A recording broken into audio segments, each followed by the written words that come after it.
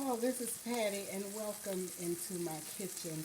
I am frying okra and I've seasoned it to taste using the regular seasonings that I love to use. The garlic powder, the onion powder, black pepper, a little bit of salt, Creole seasoning, and I have coated them with buttermilk, and here they are in my flour and cornmeal, and I drop one at a time in here in my skillet to fry.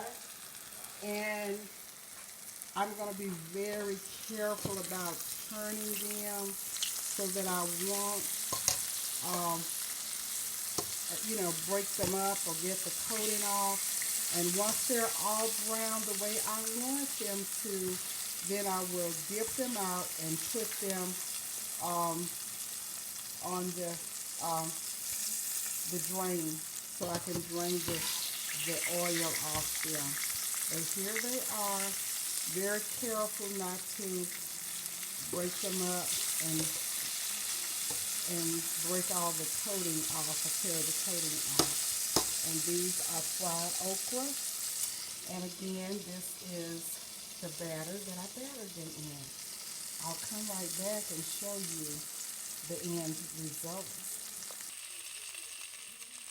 Hi, this is the fried okra, and it is so delicious.